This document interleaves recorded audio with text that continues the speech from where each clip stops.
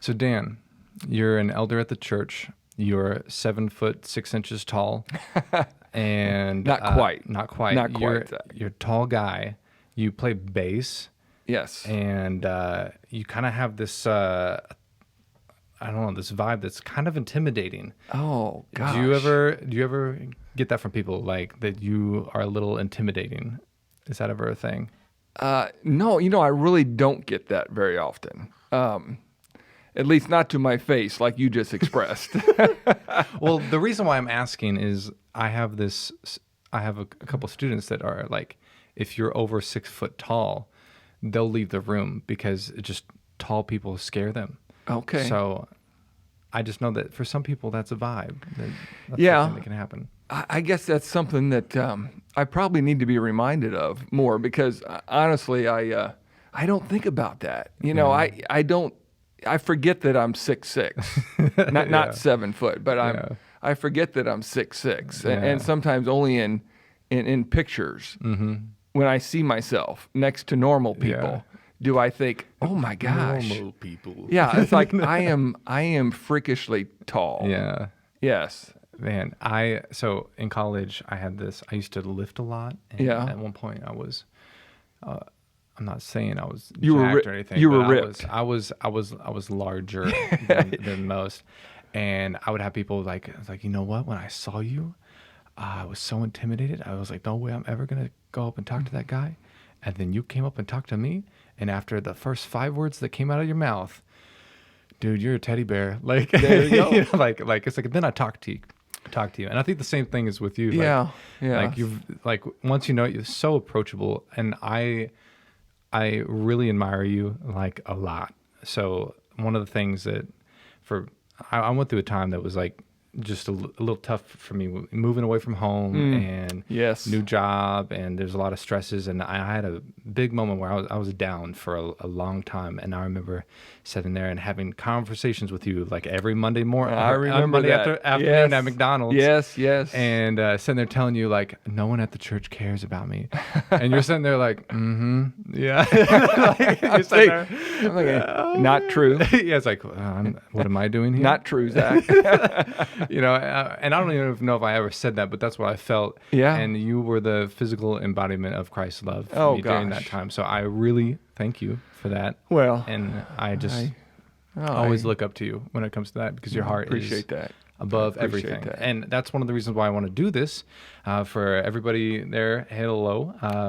I'm Zach Hershey. This is Dan Koch. Hello. I want to talk with you just about who you are. You're an elder at the church, so I think that's kind of important for people to know who you are and what is your faith journey. Sure. And I know you're going to be talking Sunday just a little bit about your story, so I want to dig a little bit deeper. Okay. And have a conversation about that. So, Dan, who are you? Who are you? Who am I? Oh my gosh! Well, how far back do I go here? Well, who I am now, you kind of touched on it. I'm an elder here at First Christian, and I've been an elder for probably a lot of the 20 plus years that my family's been here. 20 years. Nice. Yeah, probably 24 or so. You've seen First Christian 24 years through some stuff. Oh yeah, we have. We have. It's been a neat journey with with a great family, a church family. It really has. But yeah, so that's, First Christian has been our church home for a while now. But for those who don't know, away from church, I'm a 5th grade school teacher out in Mount Vernon at West Elementary School. So I kind of laughed when you were talking about the intimidating. Yeah, it's like I teach 5th grade. I do get that a lot. It's like, people say, "Oh my gosh, you probably have your kids that they're just so scared of you." And I always laugh at that because I think there might be a bit of a fear factor. Maybe the first 2 days. Yeah. Maybe the first 2 days of school. Because they do their eyes do seem a little bit bigger. And then they realize, that I really can't do anything to them. So the fear is gone. Yeah. And then They realize I'm not that scary. Yeah. Then they realize, oh, I can push this guy over. Yeah. Let me The see. mighty Let me towers see. will fall. Let me see how many buttons I can push on this guy. Yeah. And it's weird how kids, they learn that quickly. Yes. So you as a kid yourself, what were you like, say 5th grade? Like what was that version of you like? I was, that's funny. I got asked that today, actually. One of my kids said, "What were you like, Mr. Koch?" in school. And I wanted to say, not like you. But I was actually, I would have probably fallen into that good kid. You know, I didn't get into much trouble. Yeah. You know, in fact, the one time I did get in trouble, and I had to stand. The one time? Well, the one time I had to stand against the wall at recess. Oh, really? And I mean, back nose to the wall? Yeah, I mean, back in this day, it was dang. nose touching the brick. Oh. And I'm telling you what, and that was an experience. It still scars me to this day. Really? Oh yeah. You're like, never again. I will never get in trouble. Oh yeah, yeah. It was. I don't think she liked me very was a well. lunch It was a lunch lady in the cafeteria who felt like I was in the wrong. Oh. And I got in trouble. Okay. I would still debate that, actually. What did you do? What did you Well, do? I don't know. Maybe I was probably trading my chocolate pudding for Doritos when I shouldn't have been trading. So I don't know. It may have been something like that. Yeah. Okay. What was your family like? Were they religious? Mm-hmm. What was that vibe? Oh yeah, I grew up in the church. I'm a preacher's kid. Oh. Well, I am PK. a PK, preacher's Yeah. kid. So yeah, I grew up right next door to the church. We lived in the parsonage. I was actually born in Oklahoma, Okay. but was only there for a few months. And then my dad took the church in St. Louis. So we moved to St. Louis, and I was there for 15 years, growing up in the parsonage right next to the church. I was, you ever heard of a gym rat in basketball? Yeah. I was like the church rat. Yeah, the church. Oh, I had full run of the church. Knew all the hiding spots. Oh my gosh, it was fantastic to be a Yeah. preacher's kid. Yeah. It really was. Did you ever feel the weird pressure? Like I know a lot of preachers' kid, like they end up being rebellious. Yeah, Was that ever a yeah. problem with you? Or? No, I didn't really. Yeah. I didn't really feel that. Maybe I did when I got into middle school and my freshman year of high school. In high school, you feel that a little bit more because you're more aware that the church people, They're watching. They're and watching. They know, and there's pressure. they're watching the preacher's kid. You know. So, what do you think? Did your parents do anything like stereotypically? You know, like that's what preachers' kids. They can turn out crazy. So, like, you probably knew some even maybe. Yeah. And do you feel like your parents did something different or special, or was there some way that they lived that made it more approachable and not so rebellious? Because I know not everybody has a Dan Koch or Zach Hershey as a kid. So Right. some kids are just crazy. But I know a lot of parents that have kids growing up in the church, they want to know, like, how can we live in a way that this rebellion might not come out? Wow. Yeah, I've got an older brother and younger sister. I'm the middle kid. Okay.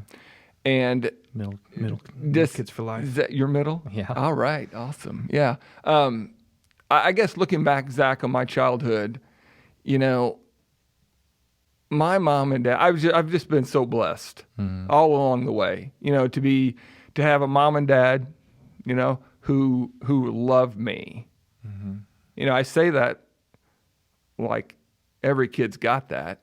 Yeah. And we know that's not true. It's really not. Yeah, you being in the You school, know, me doing this ministry. Is Oh, like, yeah. I mean, that's like one of the big, like, our kids are hurting.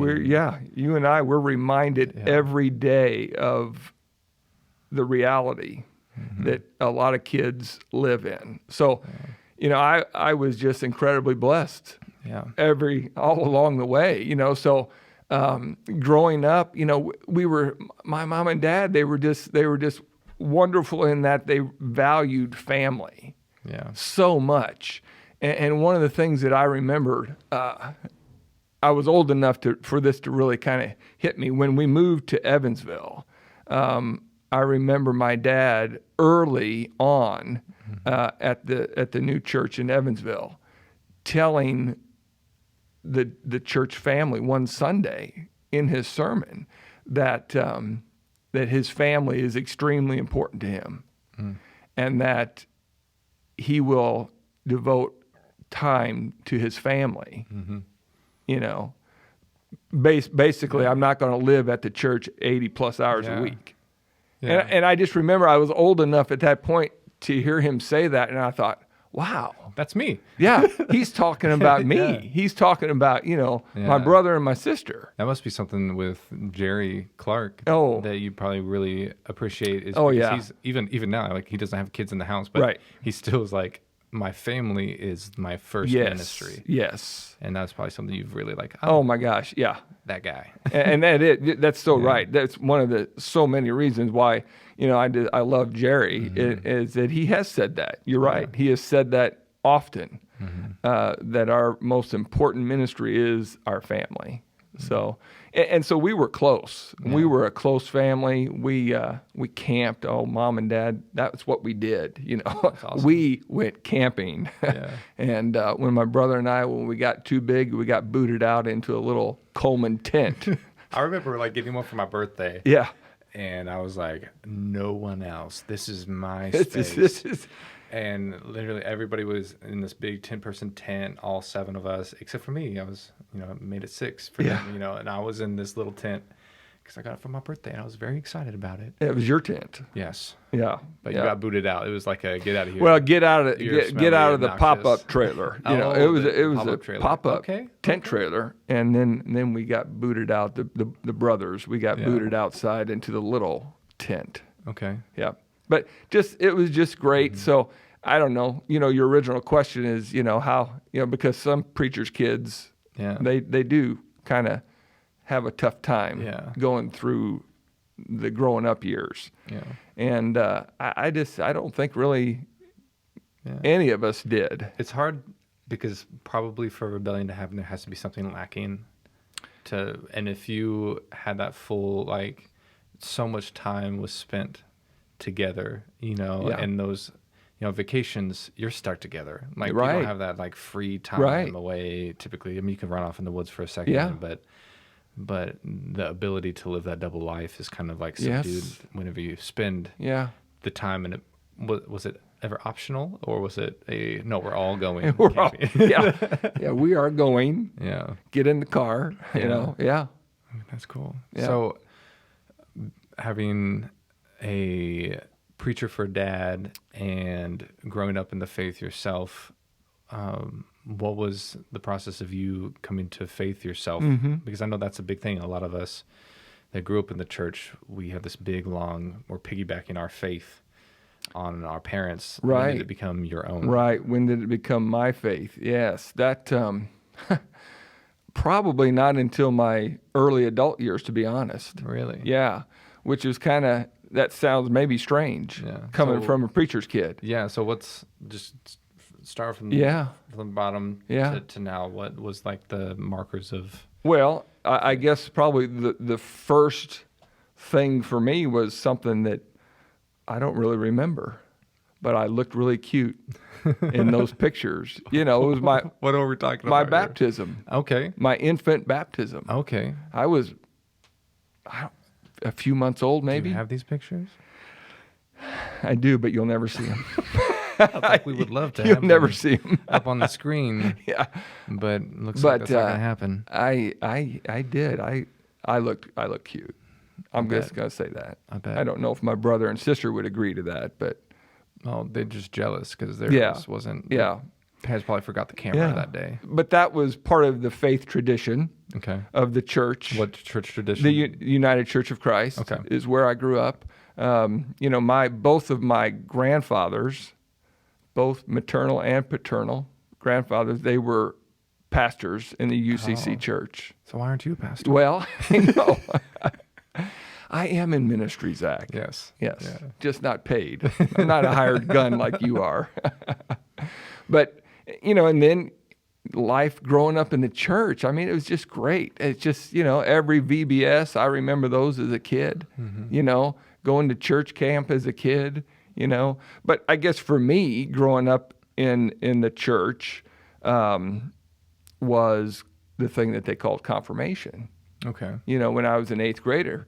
So that was when. So you went through like classes? It was a class. Or, Yeah, it was, you know. Were they called anything? Just confirmation? Confirmation. Classes? Yeah, Okay. confirmation, 8th grade. And it was really kind of, it kind of followed the school year a little bit, you know. Okay. So it was one of those things. And, you know, my dad was a teacher.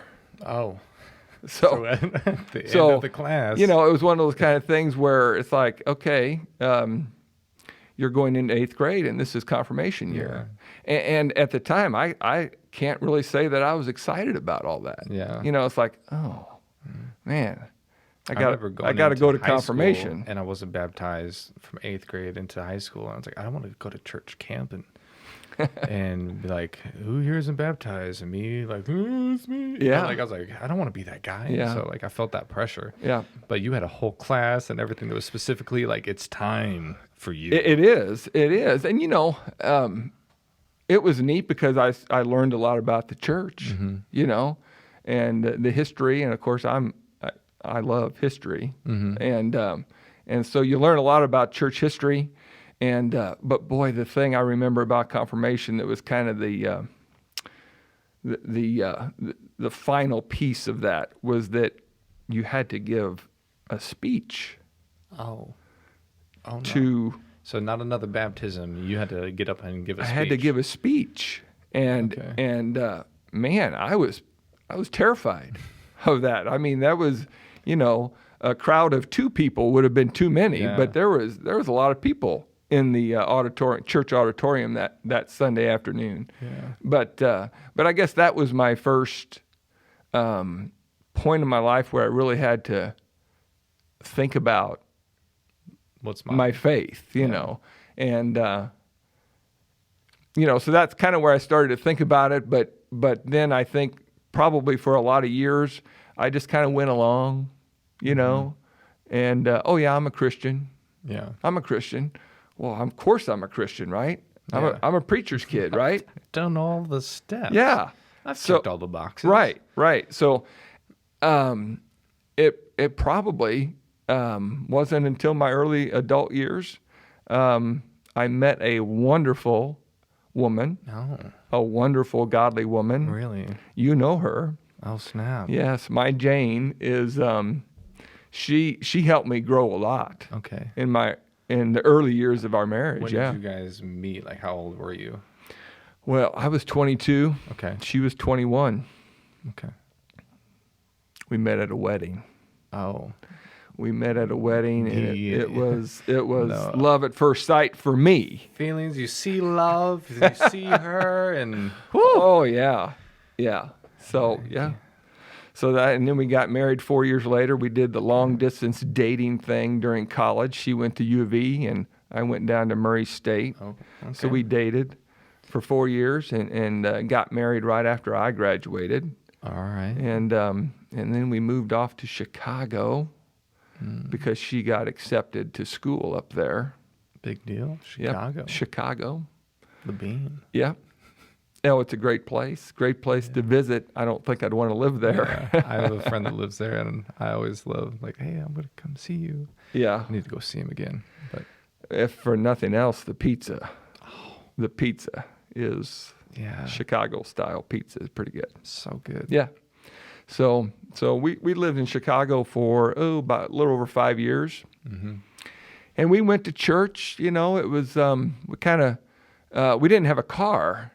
We didn't have a car for the first 3 years we lived up there. So we just kind of walked blocks, you know, city blocks to this church or that church. And you know, so we really didn't settle in too much, although we went. So I guess that was still part of my journey where I kind of felt like, you know, I'm going to church, but how much am I really growing? Yeah. So it's kind of a slow process for me in the early adult years. Yeah. Okay. So you were there for how long in Chicago? A little over 5 years. Okay. Yep. And then after that, did you move back here? We moved back. We moved back to Evansville. All right. And then did you start going to First Christian right away? No. Or what was the process No, of that? because our thinking, because Jane's from a United Church of Christ background too.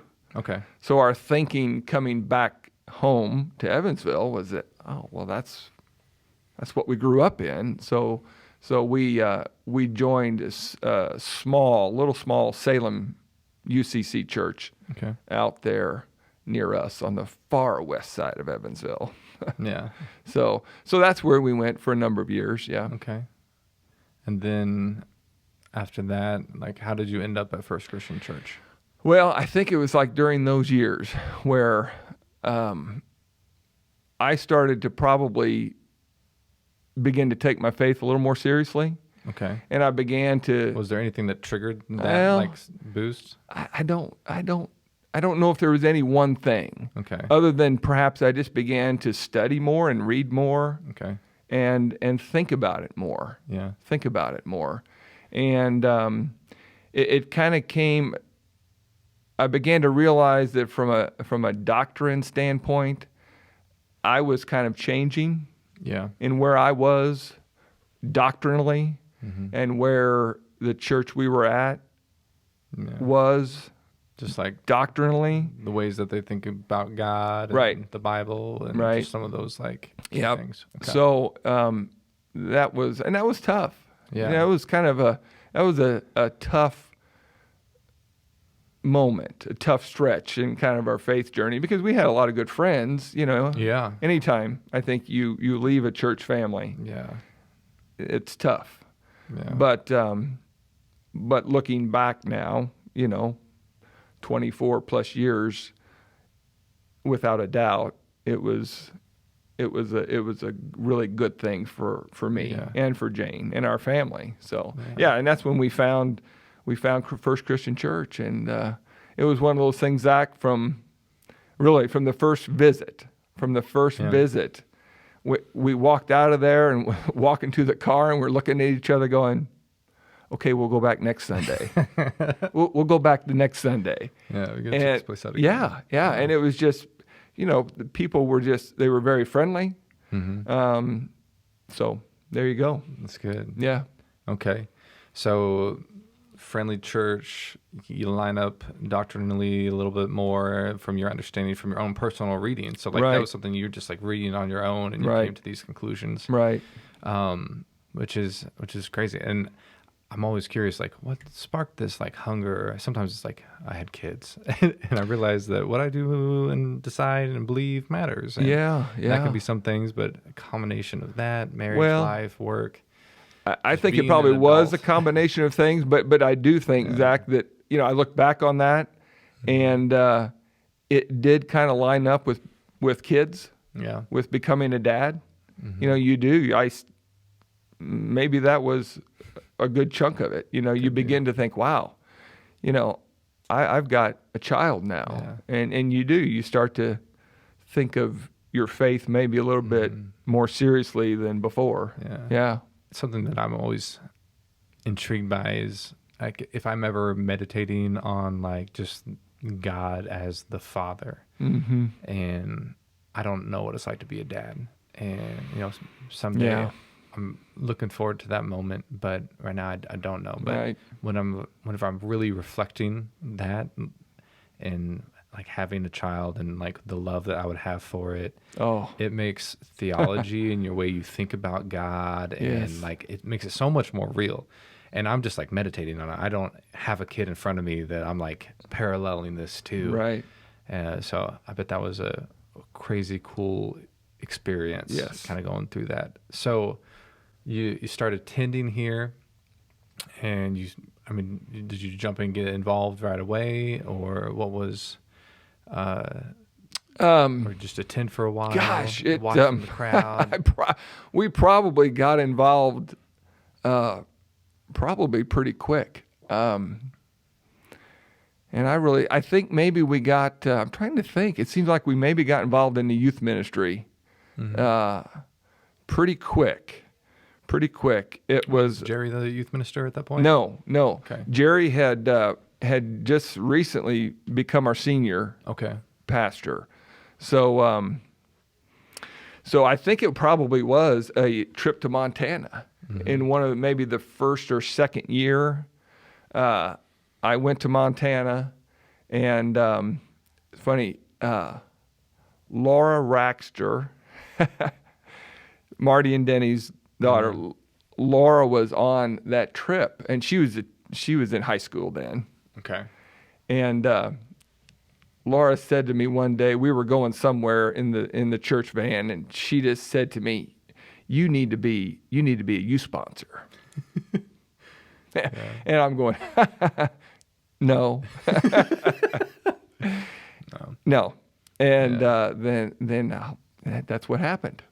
Wow. That's what happened. Jane So and what I. you're saying is I need to get my kids to start asking all of these adults. Start asking Like, the hey, adults. when you going to come hang out with us? Yeah. I like you. I want to be. Yeah. No, you don't think that you're anything to be like, but I want to be like you. So, Come hang out with us. Our daughter Corinne and our son Brian at that time, they were 4 and 2 or 5 and 3 somewhere along the way there, and youngest daughter Jillian was on the way. Yeah. But yeah, we became youth sponsors when our kids were little. Yeah. So that's probably where we got in. That's where we got involved first. Yeah, in youth ministry. Yeah. Yes. And then years later, enter me, and they are still youth sponsors. And I'm still. Jane and I are still in youth ministry. Did you ever have like a break, or was it just a constant? No, it was the constant. whole way through? Constant. Yes. Wow. Yes. I love that commitment. Yeah. And I loved whenever you were around that I didn't have to worry. Dan and Jane, they're gonna be there. They're gonna be awesome. They're gonna rock it out. I can say that when we started youth ministry, I did not have a single gray hair. Yeah. And then 20 years later, I had a lot of gray hair. Wow. Well, that could have been teaching elementary school too. Yeah. Yeah. That's cool. Yep. That's cool you jumped in there. I know it's like intimidating to influence kids or other people's kids, or just jumping in and serving in any way, Yeah. but just to be willing to do that, that's really cool. And you've been doing it and you haven't stopped. But Zach, it's it can feel like a lot of work sometimes. Mm-hmm. And but really, oh my gosh, just the time spent with the kids, and they often minister, to us as much as we try to minister to them, So it's just great. It's great. Cool. Yeah. So at what point did you have another run-in with baptism? Yeah, that wasn't long. Wasn't long. That was really right at the beginning. At the beginning of you coming to First at Christian? the beginning of coming to First Christian, because we just learned. We learned about it. We learned that at First Christian Church they practice immersion. Okay. And I thought, had you ever heard that before? I knew of some churches that did it. Yeah. But so that was really the first thing I heard of. And then I just remember we had a kind of a sit-down meeting, an informational type meeting with mm-hmm. Jerry, and he just explained it to us. He explained what it was all about, and why at First Christian we practice baptism by immersion, and what immersion means. Mm-hmm. I had never heard of the Greek word baptizo. Yeah. And what that meant. Yeah. And I think we wanted to get involved. Mm-hmm. We didn't want to just kind of come for a while and then maybe go church hop and stuff. We knew we liked First Christian Church. We wanted to get involved, and I was at a point really in my faith journey where it was like this was going to be my decision. Mm-hmm. Because you look back on infant baptism, which you don't remember. I don't remember that. And, that was something that my mom and dad did for me. It was they're making a statement that they wanted me to grow up mm-hmm. to love the Lord, Yeah. And I did. But this was my decision. Yeah. And it was like, it was just great. It was just an awesome experience. It's like, okay, now it's time to get in the game. Yeah. Get serious about your faith, and it was really neat. School, you said get in the game. That was, I had some of my Yeah. youth, we studied baptism, and I had them like look up all these different scriptures, and all these kids diving in. They all I was like, I want you to figure out all the facts you can learn about baptism just from just a straight reading of it. And it was really interesting, some of the conclusions they came to. And then I stuck them in here and I had them talk about it on these microphones, and I had to cut a lot of it out. But Right. Yeah. but one of the things that one of them came to the conclusion of is he read the whole thing where you're putting on Christ in baptism, and and he compared it to putting on another team's jersey. It's time to get in the game. Like it's no longer, because in that context he's like no longer slave or free or male or female. We're all one in Christ. Right. And so he's like, you're on this new team. Like, let's put it on and do this every day. So it was really cool him seeing that just from the scripture himself. So that's cool that you use that. It just made me think of that. Yeah. So you said you just like, let's do this. Let's jump in and do that. If anybody at home wants to hear more about that word baptizo, if you haven't dove into that before, the last podcast thing that we did with Matt Silent, you can look that up, and he goes through that whole concept. So definitely you should check that out. Yeah. So now you've been officially immersed, dipped, plunged into the water. And did Jane do that as well? Jerry. Well, no. Yeah, Jane did it. Jerry baptized us both. Okay. Yeah. Yeah. That was a cool moment. Yeah. And that was really neat that Jane and I, we just, that was cool to be able to do that together. Yeah. Like as that a married couple. That we were growing together in our faith, and we were both at that same spot. So it was really neat. It was just neat that we were able to kind of share that moment together. Yeah. That was one of my best friend, Boone, he's the guy that lives in Chicago. Okay. Yeah. He had a moment where he ended up getting baptized in the Michigan Lake. That's his cold. Church took him out there. Oh yeah. That is cold water. Oh yeah. And I kicked myself for not making it up there.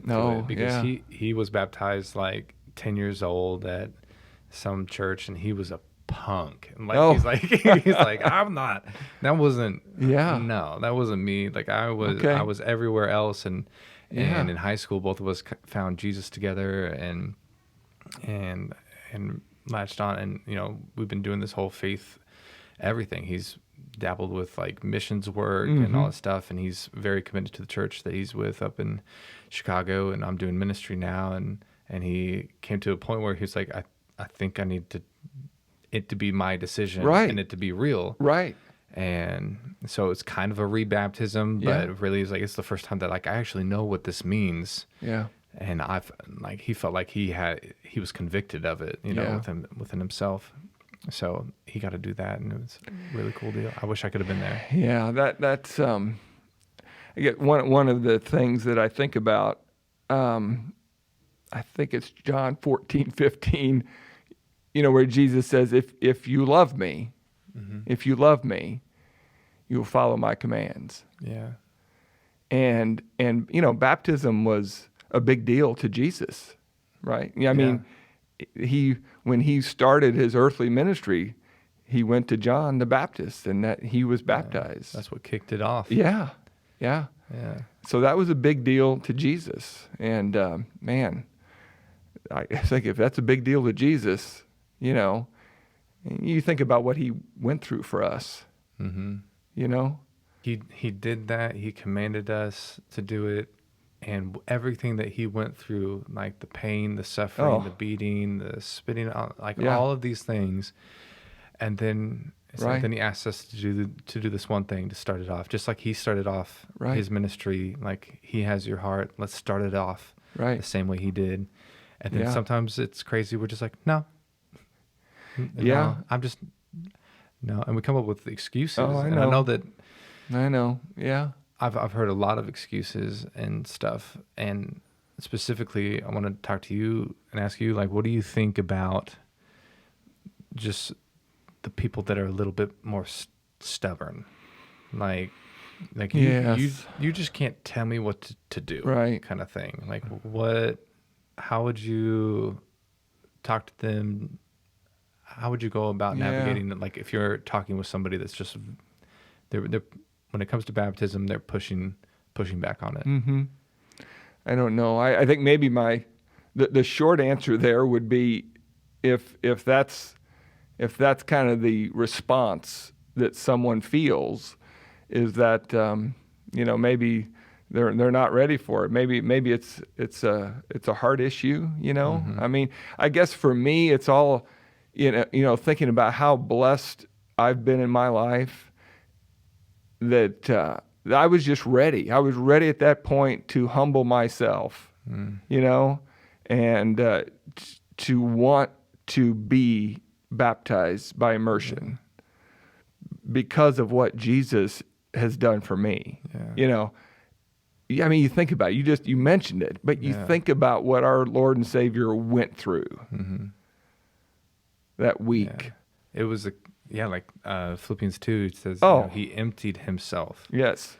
Making himself a servant to all. Mm-hmm. And if you're going to follow him in his footsteps and be a Christ follower, a Christian, a little Christ, humbling yourself is like step one. Right. Because it's humbling yourself and dying to yourself. Yeah. And if you can't humble yourself to the point of getting wet, in front of some people, like then maybe your heart's not ready. Where Jesus is asking us, are telling us how important it is to be baptized. He died on the cross.